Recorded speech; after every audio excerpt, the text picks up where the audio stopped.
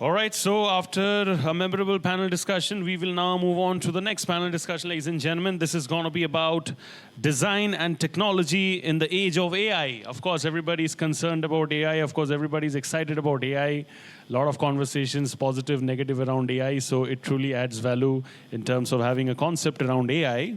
So this is going to be about design and technology in the age of AI. The session is going to be moderated by somebody who is an architect, urbanist, and educator. The work of his firm integrates architecture, construction, and sustainability, producing award-winning and globally recognized buildings. He's widely published author and photographer, and his special focus is on the transformation of cities. He was trained at SPA and Oxford, and he was featured on the Bold Club, the Design Next Gen Top 30 Under 45 by Forbes India in the year 2023. Ladies and gentlemen, please give a big round of applause for Mr. Amit Khanna, Design Principal, Amit Khanna, Design Associates, FIIA. Please give him a big round of applause, ladies and gentlemen. Thank you so much, Amit ji, for being with us over here. God bless. What I'm going to do is I'm now going to be introducing our speakers in alphabetical order.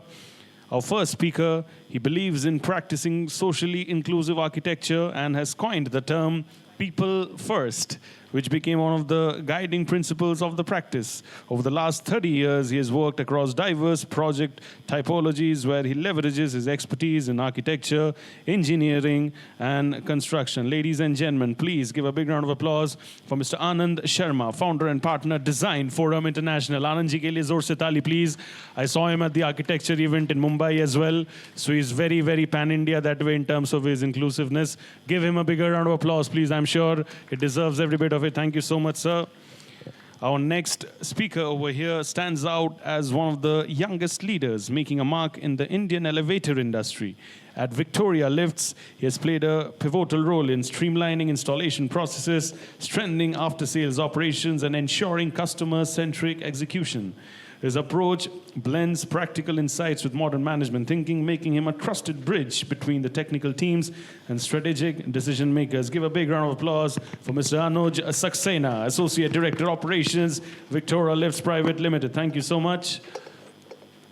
Our next speaker, ladies and gentlemen, is an artist, architect, and entrepreneur, all rolled into one. He's the founder of Ant Studio, an innovative architectural practice dwelling in the intersection of art, nature, and technology, with experiments in the field of sustainability and computational design technology. He's also, ladies and gentlemen, the founder of Coolant, nationally and internationally recognized sustainability think tank, innovating climate-responsive solutions through nature-based, energy-efficient cooling solutions. He's also a renowned TEDx speaker and has also lectured and exhibited his work in various IITs and IIMs in the country. Please give a big round of applause for Mr. Monish, Siripurapu, founder and principal architect and studio. Thank you so much, Monish ji, for being with us over here. We value your presence. Our next speaker, ladies and gentlemen, he specializes in corporate office interiors, data centers, IT facilities, control rooms, operation centers, educational campuses, and industrial interiors and architecture. His diverse expertise allows him to design functional, efficient, and modern spaces, all tailored into various professional and institutional needs. He founded the ARGROUP Design Studio. I'm not sure if it's pronounced ARGROUP or ARGROUP, sir? ARGROUP? Yeah. Design Studio in 1992 with a commitment towards design excellence and client satisfaction through the highest standards of design, project services, management, and execution. Please give a big round of applause for Mr. Raajesh Dhingra, founder, owner, and principal architect, ARGROUP Design Studio. Thank you so much, sir. Our next speaker has over 30 years experience as an interior architect in corporate and hospitality interiors. She's worked with a leading hospitality design firm and collaborated with an Australian design firm to lead the interior design of an award-winning hotel design in the UAE. She has experience on lending interior design and interior architecture for a vast share of projects in India as well as international projects. She followed her interest in the environment with a PG in environment and sustainable development as well as climate change. Please give it up for Sapna, Khattar, head interior architecture, Locus Associates. Thank you so much, ma'am, for being with us over here. Come on, everybody, we can do a lot better. I'm not sure if we're up to the mark in terms of clapping and appreciation. Thank you. And our next speaker, ladies and gentlemen, she's an architect with over 17 years of experience. She has been absolutely instrumental in fostering collaboration between BDPs, global studios, and helping establish the New Delhi studio as a digital hub for the practice. She's also worked on a wide range of projects in India and internationally, such as the IIT Mandi campus, multi-speciality hospitals in the UK, metro developments in Dhaka, and the 350-acre SVP Sports Enclave in Ahmedabad as the city prepares for its Olympic aspirations in the year 2036. She's going to be a force to reckon with in that space. Please give it up for Swati Kashyap Singh, Architect Director, BDP, New Delhi. Thank you so much. Swati ji ke liye bhi zor se taali, please, everybody. And I believe everybody is seated as per the... Are we seated as per the... I believe yes. So you have heard me enough in terms of the introductions. I know the introductions are long, but can't help it. They're all stalwarts. They've done that kind of work. But I'll pass it on to you all, and we'll update the timer. Moving on to the next panel, please. Thank you. All right, thank you for that. And, you know, as you can all see, we are going to talk about AI today. AI is obviously the buzzword, and everybody has an opinion on it, and everybody is going to, you know, have some fears around it, and et cetera, et cetera. What we're going to try and do today is try and unpack in a very real way whether AI is A, all that it's made out to be in our profession, and B, how soon are we going to be redundant? Can we all retire? Can we stop having these conferences? Can we say hate ChatGPT, you know, do a panel discussion, et cetera, et cetera. So, you know, I want to cover a few key topics here. We're going to have about 45 minutes or so, but I'm going to leave 5 minutes for questions. If you have any questions, I'd encourage you to sort of think them through. I want to start with the, you know, I can start with you, Swati, right here. India is a lot of people, right? India is a skill issue, right, as we all know. All of a sudden, we have AI, which is helping people look smart, right? But can AI actually help people be smart? Hello, good afternoon, everyone. So yeah, that's a nice question. I think when it comes to the skill level in India, we've had to kind of scale up in various sectors very quickly, and I do feel the skill levels have kind of not kept up to the mark as they should have. I think a lot of people would agree, at least in the architecture field, we really struggle with a lot of new people who are trained in the recent years. So AI, it is, I mean, we can't avoid it. It is there. We have to adapt to it. We have to kind of work with it. So in terms of the skill sector, we don't have the answers, but I think using it to upskill yourselves, using it to your design processes better, that is what we should be comfortable with, we should accept and work towards. So that would be to the advantage of the industry, our projects, and the field as a whole. And, you know, Sapna, you obviously have been working for a long time in this field. Now, do you feel that the people who come in with substandard skills, you think AI can enable them? Is it possible for somebody who doesn't know what they're doing to refer to ChatGPT and solve a complex problem?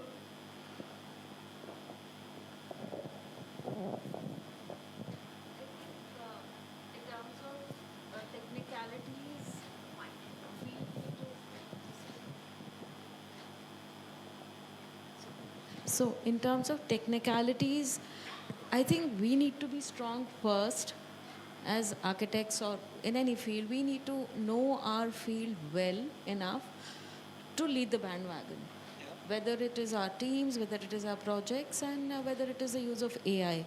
So yes, it will help them smarten up to a certain extent, but I currently at the moment don't expect, if they don't know technicalities in a great detail, you know, which is what I think you also said, we face this issue of, you know, the current or the people who are working, the younger generation at times.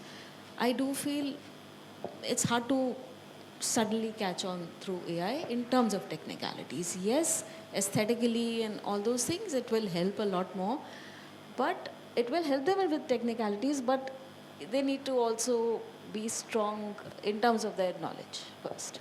So, Raajesh, does it mean that we are facing a paradox that the people who are old enough to actually know whether AI is right or wrong are clueless about AI, and the people who are young enough to not know anything, कि वो actually में detail कैसे बनती है, they are the ones who are actually using AI and hallucinating as to whether what is right and wrong? I mean, is this a paradox that cannot be bridged? Uh, I would agree to a certain extent, but AI is a tool that we have to accept it. It's way of life, and the way things are going, we have to embrace it. And people who are coming from my age bracket, more analog people, I would say, we have to be open to accepting ideas. We have to work with our younger teams. We have to be working with our children probably to understand some of the commands and details. And that's the only way forward. And what it really lacks is empathy or the emotional part, which is what all of us are there to bridge that. Right. So Monish, you are a young representative in this group. So you want to try taking on that question and say, okay, what is this paradox that, okay, younger people don't know better. So how do we help that? Answering your question, I think AI is going to make us definitely dumber, and to be very precise about it, for the reason being that forget about AI. AI is nothing but it's a huge collection of data that is there, which we are taking and utilizing it for our day-to-day needs. And we also process data and absorb it through a lot of other social media platforms throughout like day. We spend lots of hours. If you look at a screen time, you'll understand how much data that we absorb every day and how much of it is actually useful. So what is happening is that our mind, we are actually filling it with a lot of unnecessary information which is not probably required for us, and rather filling it with probably life skills or anything. So what's happening is that the information that we're absorbing is most of the time it's useless and not irrelevant, but it just keeps us busy. And whereas if you talk about whether it makes us smarter or dumber, why I'm saying dumber definitely is that we are getting extremely dependent on information which is like aided by a tool, and that information to it is provided by external sources which may or may not be correct in the first place. There are a lot of instances where it is proven that the information, it's an abundance of information which it picks and says that it is correct. And if a bunch in a crowd, it says that 90% of the time people are saying something is right, it understands that it is right. So that's a problem. And secondly, like in the future, I think this is going to have repercussions also on our education system, because I think eventually we need to start thinking about life sciences and skills and how we're going to take the data, because everything, like in today, this is going to challenge not just our day-to-day architecture, but eventually how students and what is it that they're going to learn and absorb. So everything is going to change. And so Anand, if I can just ask you to, just weigh in on this people issue, right? So you run a large organization, you have responsibility towards your client for delivering a high-quality product. Are your people in your organization relying on a tool that cannot be trusted, and therefore can you trust your people? No, I think the term AI itself is very, very highly misunderstood. There is no A to I. Intelligence is intelligence, and everything that we see around it is the sum total, crystallized sum total of the knowledge that has ever been created by human beings anywhere in the world. AI is just putting all that intelligence together and presenting it. That's one. Secondly, one common mistake that everybody makes is that AI is one static software, that you use it or abuse it. That's not the case. It is evolving as we speak. More you use it, more it evolves, right? So it is as much a tool as an interactive platform to enrich ourselves and enrich our lives as we go forward. One. Secondly, I think the juncture that we all find ourselves in is akin to somebody who's printing books by hand or writing, copying Bibles by hand and printing press came, right? They were tilling the land manually and the tractors came.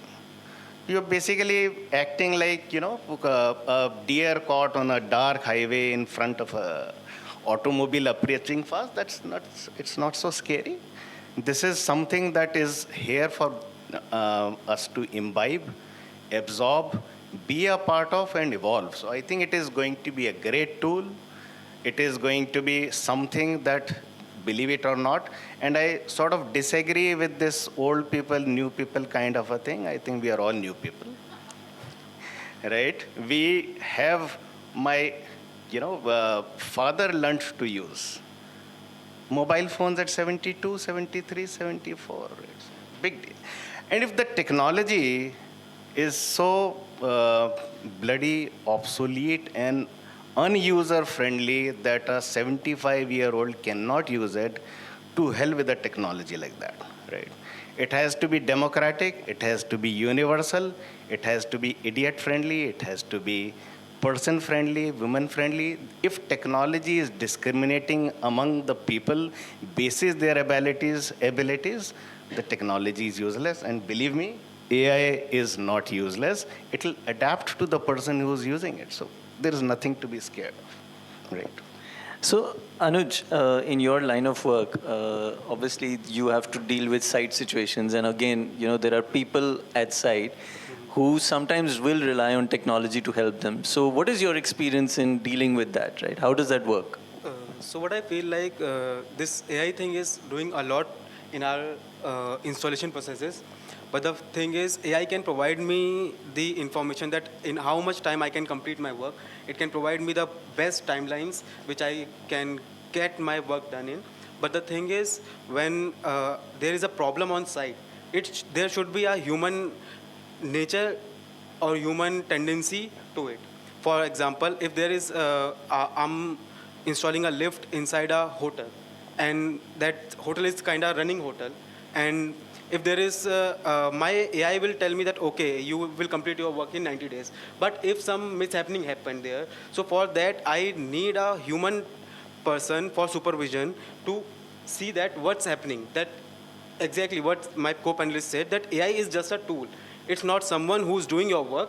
It's someone who's helping you to do your work.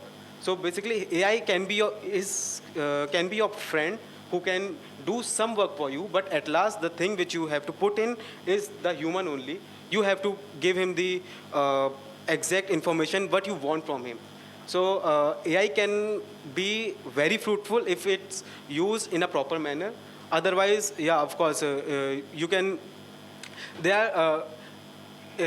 Whenever any kind of technology came in, it always came with a boon and a ban. So AI is also like that. If you use it wisely, it can give you fruitful results, which I feel like. So, I want to just pick up from what you said about, the human part of it, right? And obviously we've discussed how people use AI, but what about the other person, right? So when you as an architect or you as an architectural firm are using AI to augment your abilities, how does your customer feel about that? Right. So firstly, I think we need to look at AI as, on a regular basis, we are all using ChatGPT, we're using various rendering softwares. These are just the tip of the iceberg. There's so much more that AI tools can do for you that we haven't even explored yet.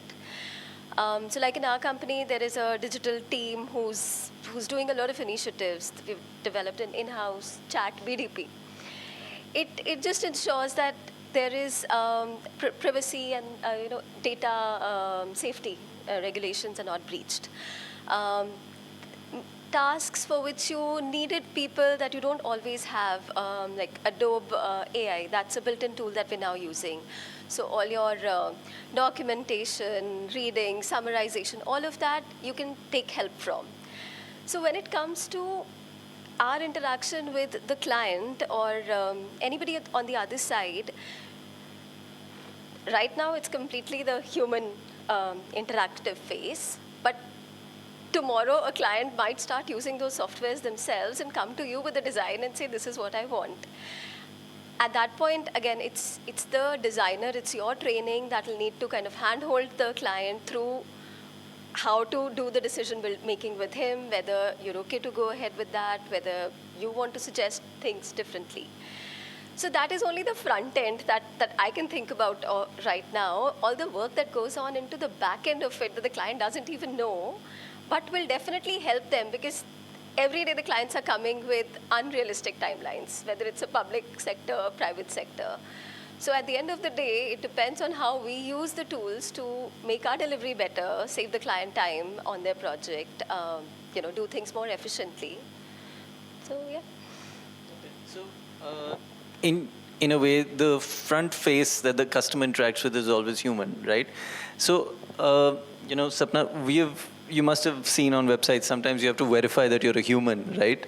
And do you think we're at that stage where a customer will actually come to you and say, you know what, this doesn't look like something that you have done and you must have pulled it out of AI, and I can do that as well. Do you think we're at a time where we'll be facing that anytime soon? We could not faced it yet. Okay. Not faced it yet. I'll tell you why. Because,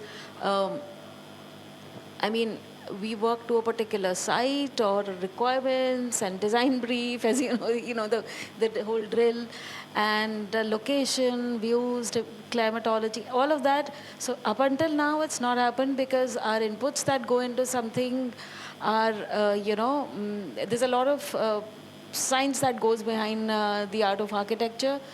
But maybe at some point, I hope that doesn't happen because that's what we are there for. Yes.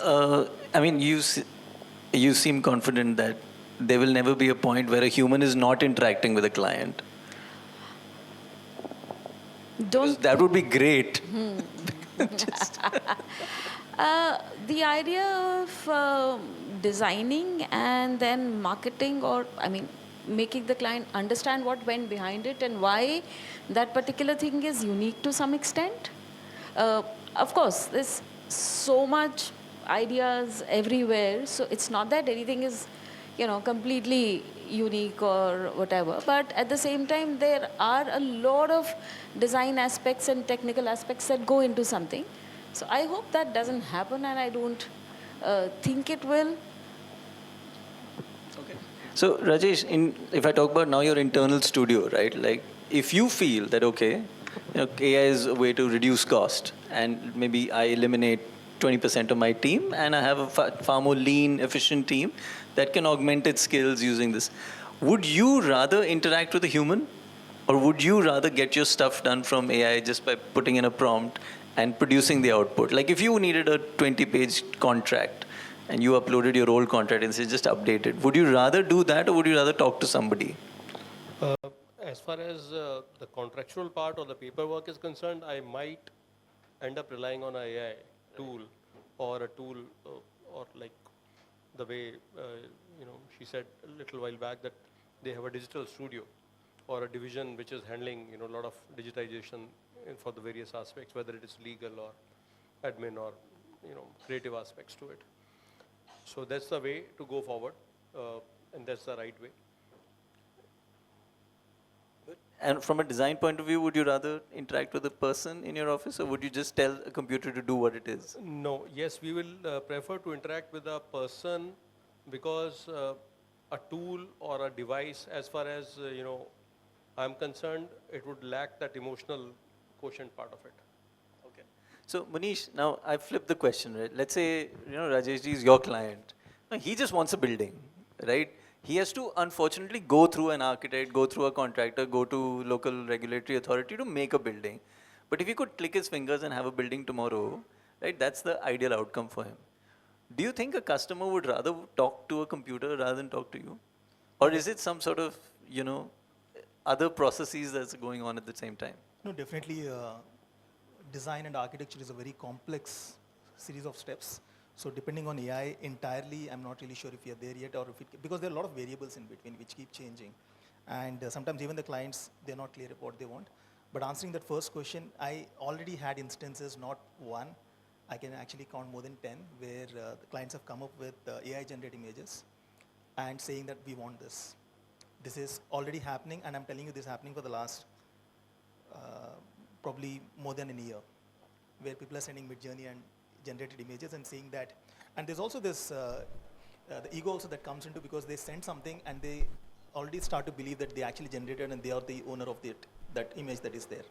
Now, unless there are some really, you identify some flaws and say, or cost, anything. That cannot happen. There is also this emotional connect that is generated with this. Even if it is AI generated, they think it is their creativity. So that's already happening. But I think in the whole process, we definitely need to bring in our experience and whether to do something, because you cannot entirely, it could even be devastating both structurally or otherwise. So I think that part I'm not really sure, and we can eliminate the role of an architect. But from a creativity and design perspective, I think we are already hit. So.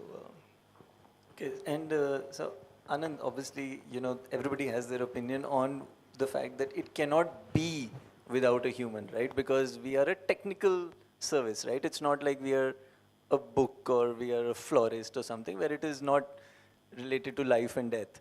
But is that such a critical part of the situation? I mean, is there a lot of it that can be replaced? But we're talking about human interaction right here, not about technology. So I think you're making an assumption that the client is a human. Okay. Right? Things are changing very fast. Let's not compartmentalize. Let's not put these in silos. We all think in silos. That's a problem with us, and architects think too big of themselves, to be honest. Let's not think of ourselves in silos.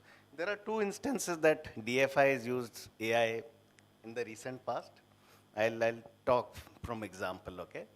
I was in a conference a couple of weeks ago where the MC was the same, and it was called Future of Design. It was a business world conference in Mumbai.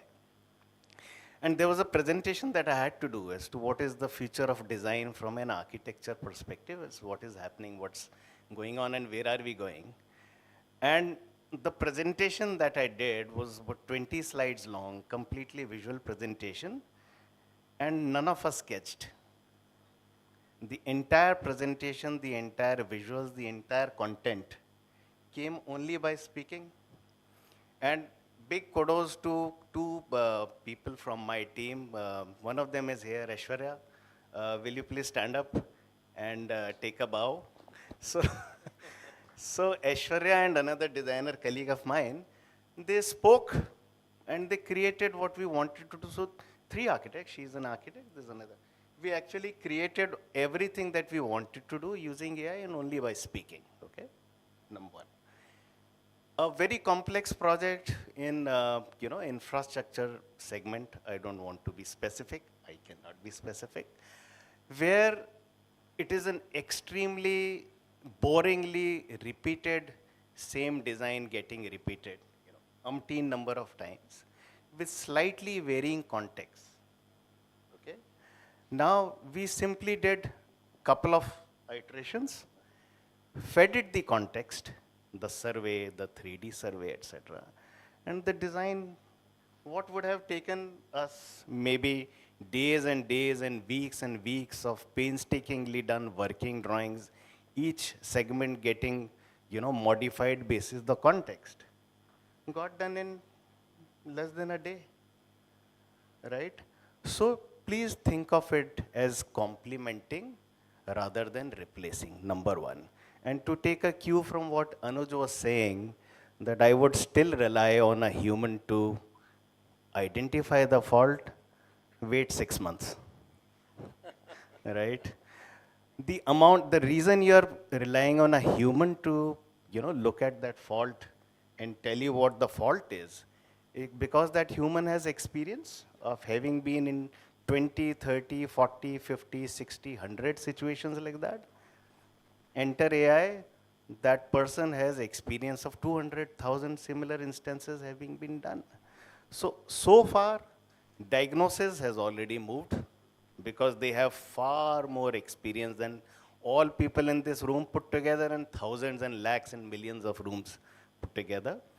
And there is only a point, there is only a fraction of time before the actual delivery takes over. So let's get scared, but also get excited about what is happening, because take it or leave it, you are all going to be part of it. So thank you for that. And Anuj, I want you to respond. Will you trust a project or site report that has been AI generated and no one has gone there and seen it? Would you trust it? right now, of course not. But yeah, as he said that after 6 months, maybe yes, of course, because AI is also learning.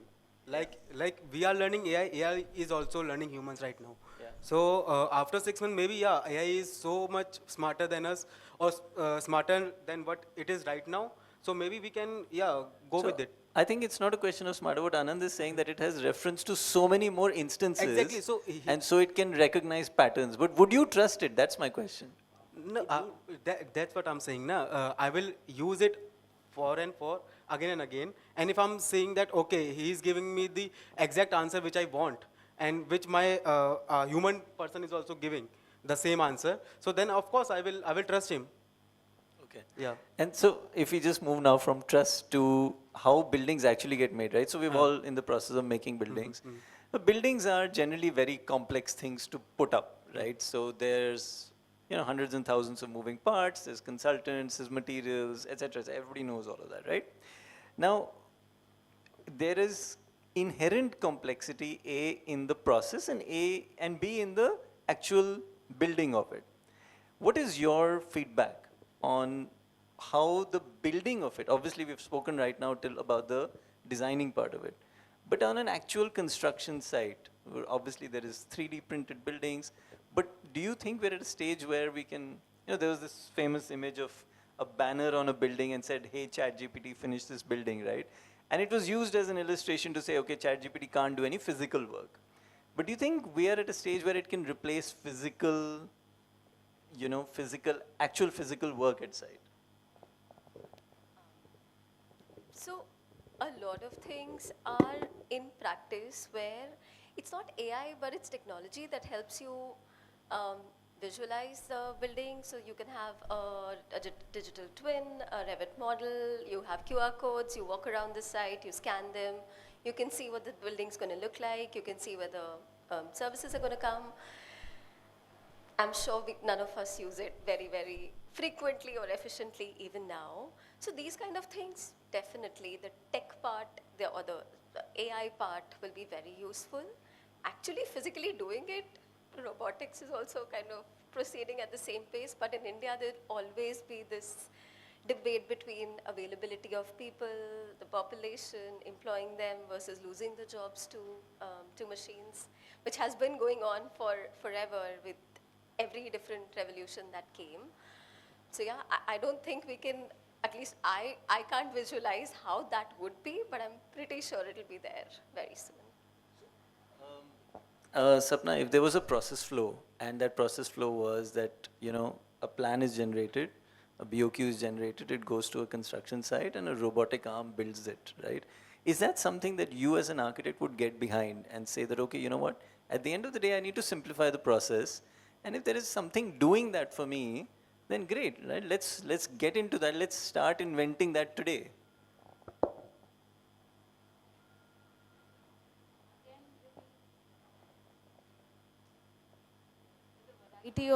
With the variety of materials and details, I think it will take some time to come. But I'm open to.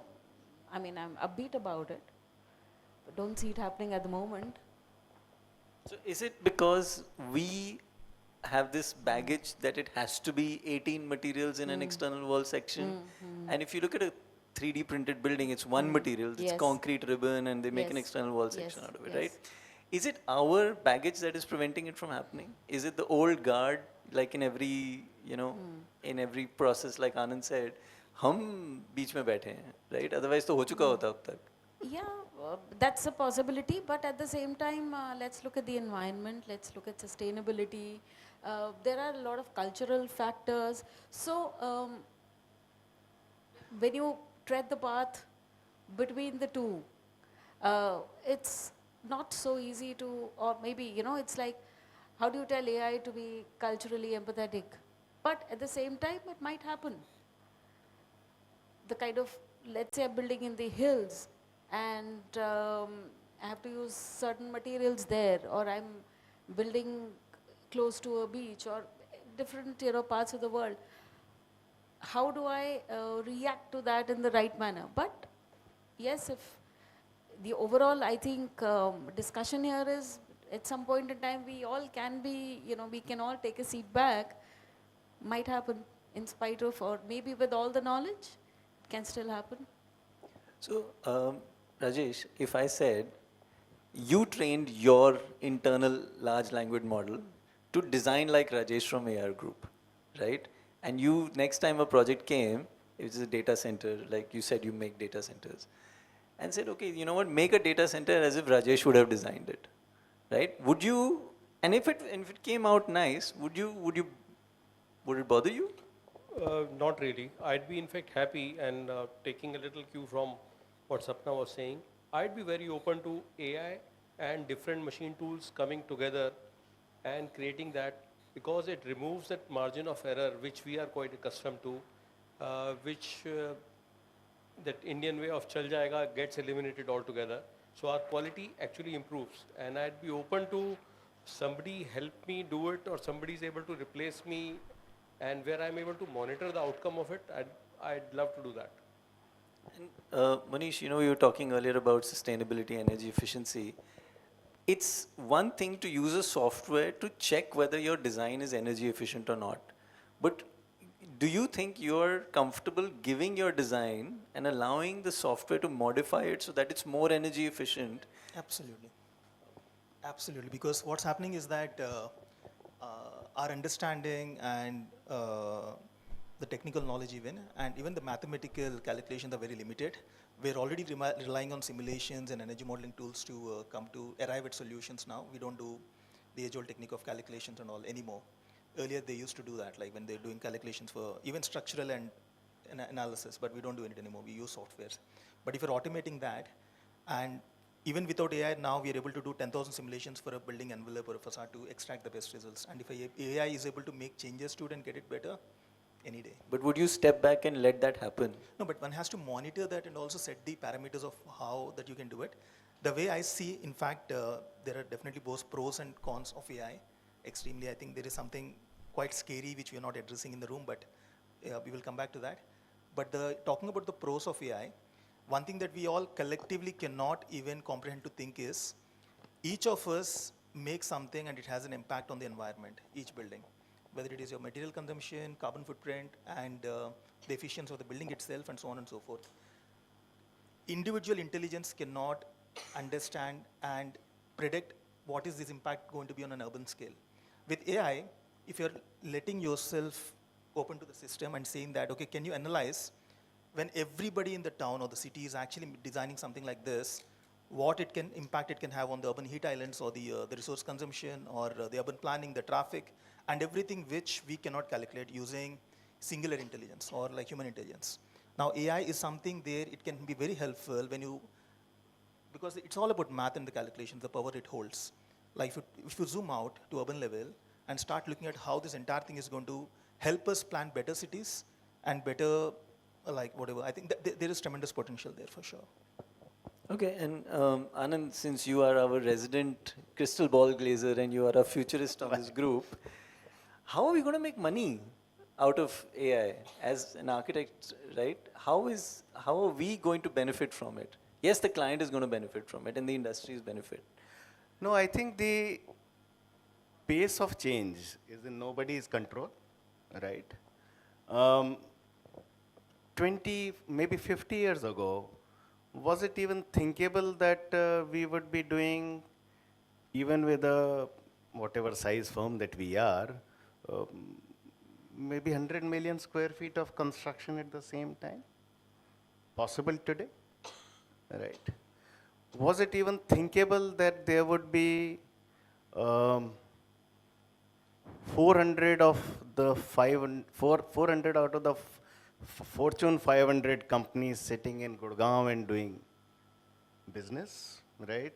30 years ago, somebody made it possible. So I think there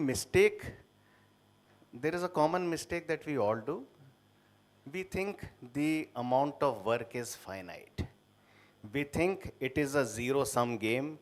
I benefit at your expense and he loses at his expense. It's not a zero-sum game, right? The ecosystem is expanding, the work is expanding, places of work are expanding, the entire ecosystem is also expanding. There is going to be enough for everybody. You simply have to find your niche.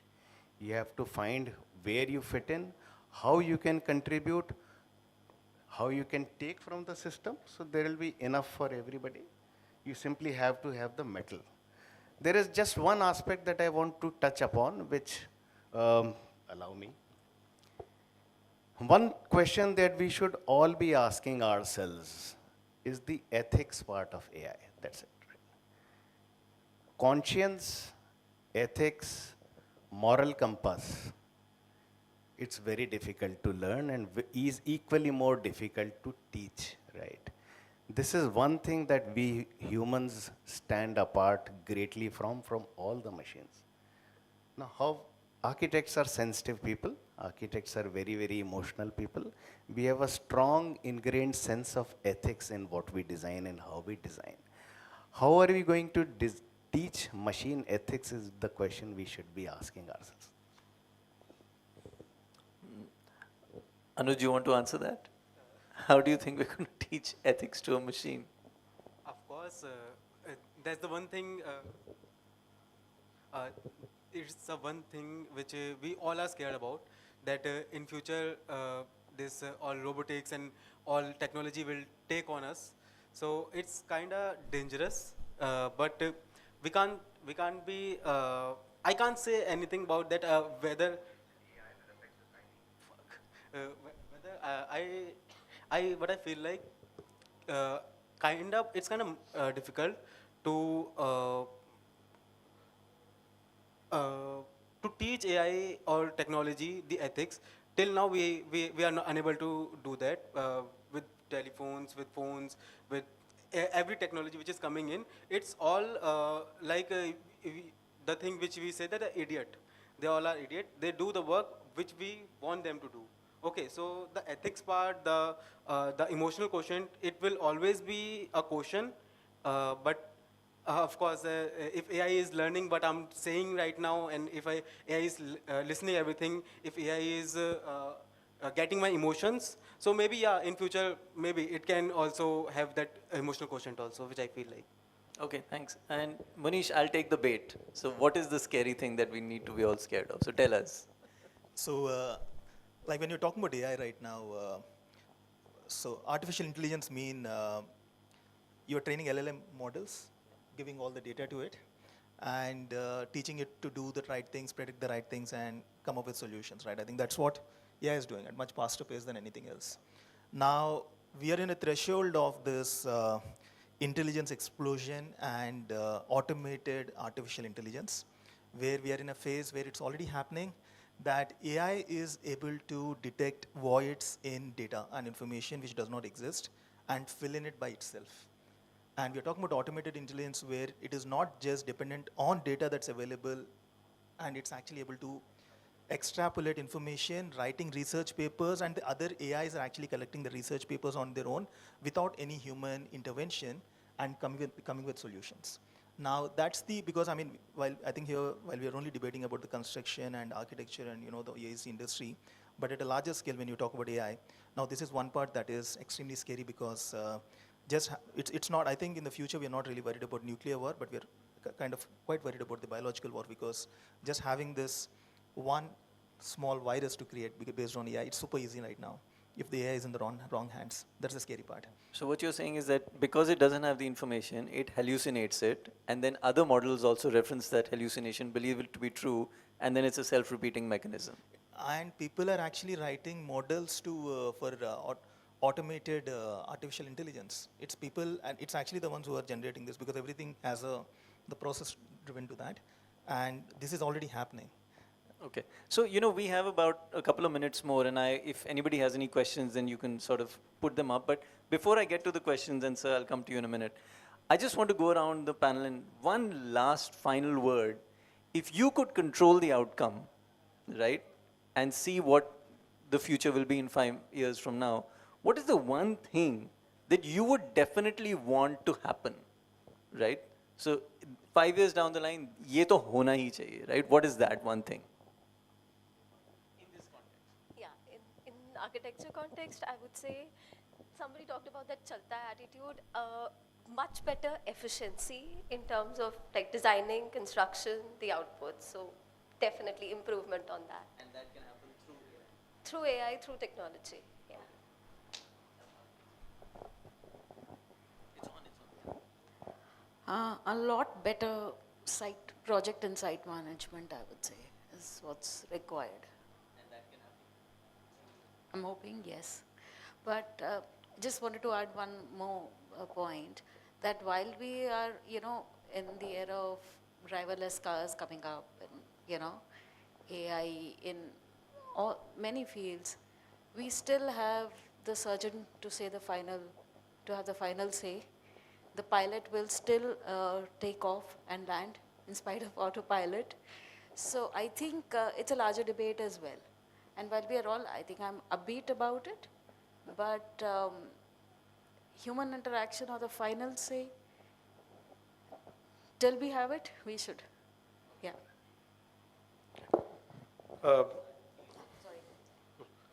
So, similar situation to the answer. Yes, I look forward to it if we can improve our efficiency both in office as well as on site. That will be a wonderful thing to do.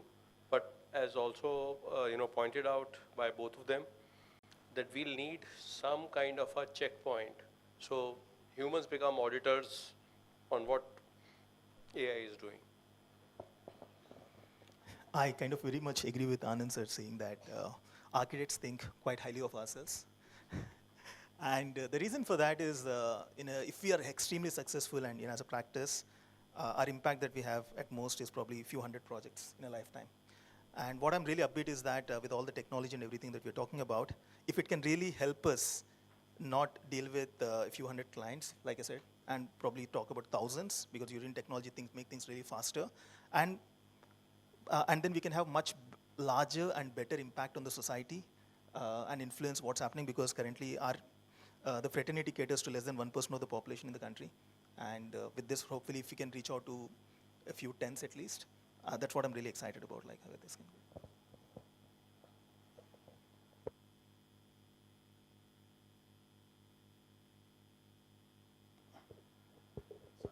There is a popular saying that knowledge is power, right? I essentially want to live in a world where knowledge is also democratically available to everybody, right? Knowledgeable people, aware people, conscious people are the best bets for a mature, sustainable, developed, happy, prosperous world that we all aspire to be a part of. When you did not know what your human anatomy was like, what biology was like, you would die of plague. Now today you can respond to diseases much better. I would look at AI as a tool of democratizing the information in the build space, in the environment space, in the lived space, in the infrastructure. More people, जितना लोग अपने आसपास के बारे में, घरों के बारे में, environment के बारे में, infrastructure के बारे में, जितना ज़्यादा जान के conscious decision ले पाएंगे, उतना बेहतर overall built environment होगा. This is my dream. So, talking about 5 years down the line, which I want from AI is to like India is a people-driven nation. So what I want, that we are having that quantity right now, but what AI can do is providing that quality to that quantity, which I want from AI in next coming 5 years.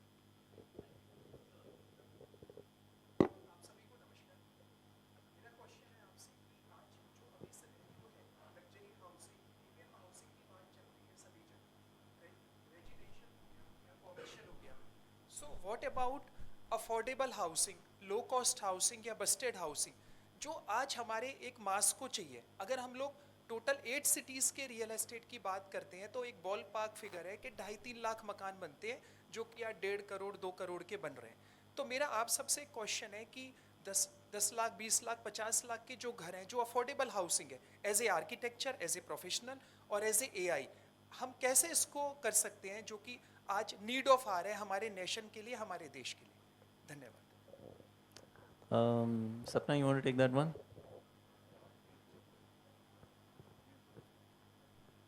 I think we can, first of all, it's a dream, and I mean, something I've worked on a lot is to bring housing to the mass level. And in terms of, I think, how we can maximize the, maximize the, site, get the best design, costing can be made, as affordable as possible. I think we can work with AI to do that. And I think we are open to, doing the best we can for, in this field. See, when we say affordable housing, the first word has the answer, affordability, which is something to do with cost. And for a common man who is struggling with the day-to-day needs and actually talking about having the basic amenities, which is the right, and where we're talking about not, in fact, not 10, 20, 30 is not the affordable segment, it's actually 1.5, 2 lakhs what the government is giving to make a ghar at 50 square yards or 100 square yards. It's not even, we are talking 10, 20, 30 is in fact way higher. It's not actually affordability. So with AI, keep the design aside. I think we still, like I said, we are still debating about design and the design ethics or the visual aspect of it. AI can be a great tool in resource optimization, costing, and not be much beyond even carbon footprint, like whatever that we are making, because you are making 10 to 20, 2 lakhs and 3 lakh housings together. Like overall, it has tremendous potential from a data metrics perspective to optimize the cost resources where you're getting it from, and then actually make it affordability, remove all the excesses that are there. In fact, even curtail corruption to an extent, because if you can make the whole things transparent, you can achieve affordability. This can be a great tool to actually make it happen. Yeah. We have one question here, sir.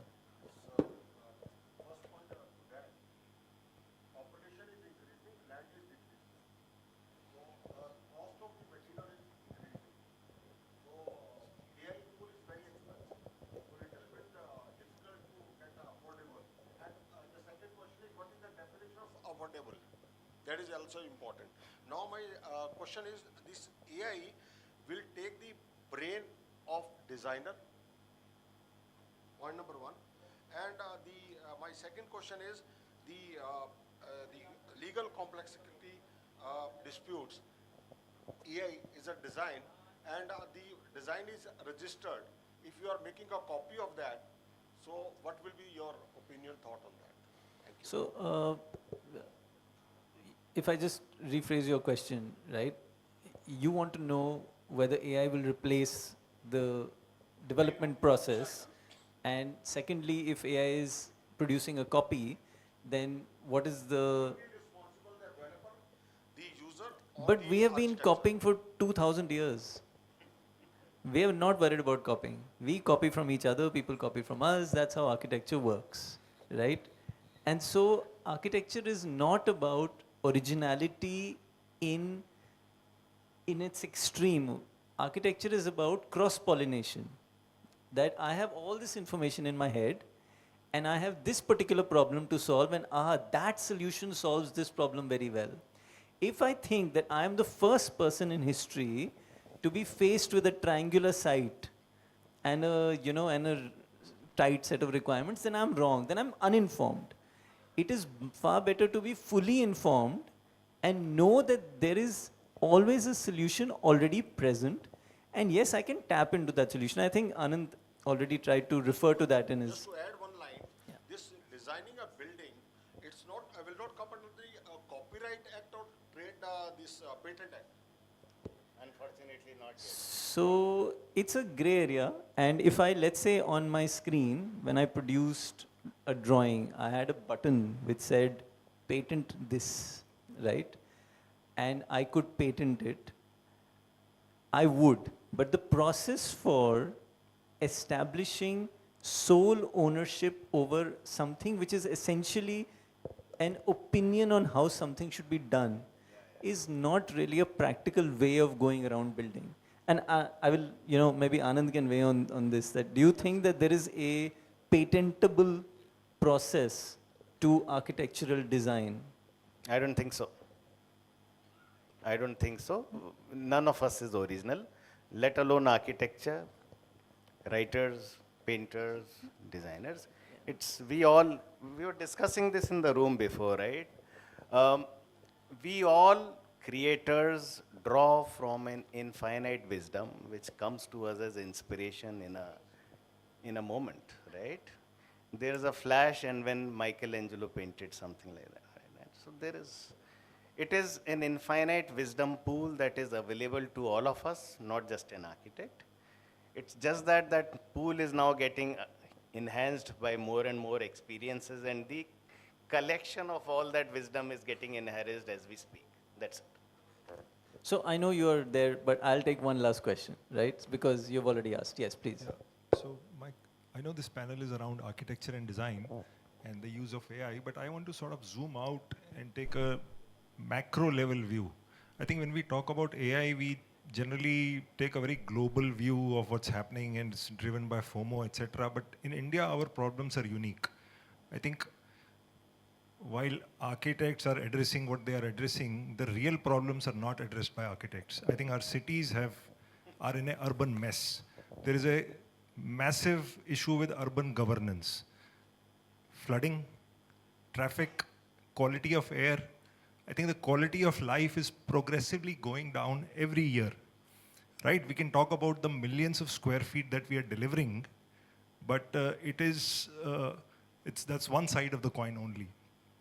So can any of the panelists actually talk about the use of AI at an urban planning level, predicting flooding patterns, traffic patterns, where's the density of housing, where are the CBDs located, how people actually move to work, etc. And then use those patterns to take informed urban level decisions which can actually impact the urban dweller. Because, and more so, it is important in the context of Delhi, because Delhi is set to overtake Tokyo as the largest urban conglomerate on the planet, Delhi National Capital Region. We are going to be almost 40 million plus people in NCR. And I dread to imagine what a mess it is going to be, this city. So can AI help there? So before I open it to the panel, I'm just going to address that. That problem has never been faced by humanity ever before, right? And what you talk about, which is a mega conurbation, right? There's a greater Chicago area, there is, Lagos in Nigeria, there is Delhi NCR, as you put it, there is Tokyo Ginza, and these are rare in humanity, right? It's like the housing problem 100 years ago. Nobody had solved the housing problem, and many of us may say we've still not solved how to build a proper housing, right? I think that for you, and I don't mean you, but for us, for one to expect that an architect will have a solution to a large-scale urban planning problem that no one in history has ever been able to address, I think, first of all, it is not our mandate. Yes, we are contributing to the puzzle, and we are making all the bits of the puzzle, but we are not making the policy guidelines that govern the city. That's something that an urban planner or a mayor or a city planner has to do. But anyway, I don't know if I guess everyone wants to answer that. We can just keep answer from one panel. I'm so sorry, but limited in terms of time, so. Very, very small thing. This is already being done in Singapore. Please study that example. They have a duplicate model. Sir, sorry, sir. I apologize to you, but we are a little tired of hearing Singapore has done it, Hong Kong has done it. We haven't done it, sir. There is a lot of talk about TOD policy. There is not even a single example of a good TOD project in India. So our cities are not walkable, our cities are not livable, and we have absolutely normalized it. We circumvent all the problems. So my question specifically was, can AI help in terms of urban governance? I think we should all dread the day when AI also starts delivering on humans' behalf, right? Till such time that the delivery and actionables are still with humans, right? I think we should all be thankful. And just one thing on that, It is not one disaster. It is multiple hundreds or thousands of many disasters which have brought Gurugram to where it is. It is drainage, it is planning, this is this. And each of those disasters can be tackled in isolation. Let's not get, intimidated by the scale of disaster that I live in Gurugram, right? So I know what you're talking about. There are many disasters and tackleable. Answering your question, I think what you're asking, this is the, how do I say it, question that I'm pretty much aligned with. AI can definitely has a potential to solve this problem because if you integrate let's talk about data, from the GIS tools to hydrogeology and also start collecting all the data about where the water tables are, and also start predicting based on the data about what is the places why is it that in summers it is completely dry, you don't have water to drink, but in in monsoons you have water all around, and then start mapping the data with respect to the ground, the hydrogeology, and start collecting. And it is 100% possible and it is doable, and I can say that some of the people are actually working on this.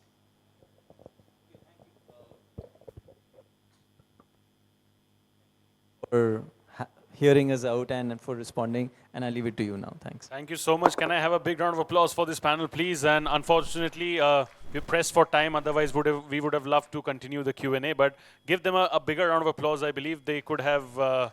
They couldn't have done a better job than this in terms of kind of summing things up. Thank you so much. What I'm going to do is I'm going to be calling up on stage Harshit Batra, founder, Harshit Batra and Associates, Advocates and RETA Consultants, to please kindly come up on stage and give the token of appreciation to all our esteemed panelists over here. Can we please have Harshit ji over here on stage?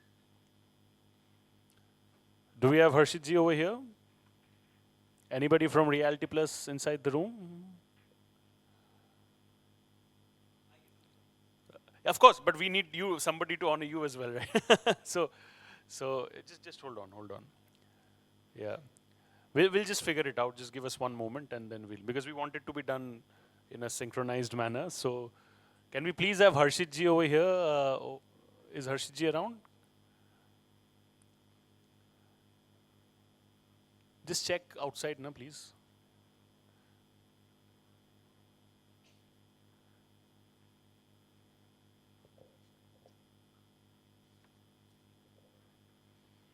Because I've been given a specific name, so I have to stick to that. I hope you all understand. Mr. Harshit Batra? Yeah, please kindly come over here. He's the founder of Harshit Batra and Associates, Advocates and RETA Consultants, and he's going to be doing the token of appreciation to all our speakers over here. Give a big round of applause to Harshit ji as well, and also all our speakers. Thank you so much. I'll request you to kindly give the token of appreciation to all our speakers over here. Ladies and gentlemen, this was the concluding panel, so you can continue the clapping and appreciation game to the fullest. And of course, like Dr. Batra, not Harshit Batra, Dr. Anurag Batra says clapping is good for the heart, so I really stick to that sentence as well. And of course, it will make you more hungry as well, as lunch is all set to follow. So I think the good task is to everybody on a countdown of 1, 2, and 3, please clap loudly. Thank you. Most creative way to perhaps sum things up and conclude. Thank you so much. And then we'll be doing a nice group photo with all of them over here. Ji. Thank you. And yes, this is the group photo moment. This is when you need to appreciate once again. I know I'm making you all do a lot of drill, but then yes, that's how we do it. It's important to appreciate and honor efforts. So thank you so much.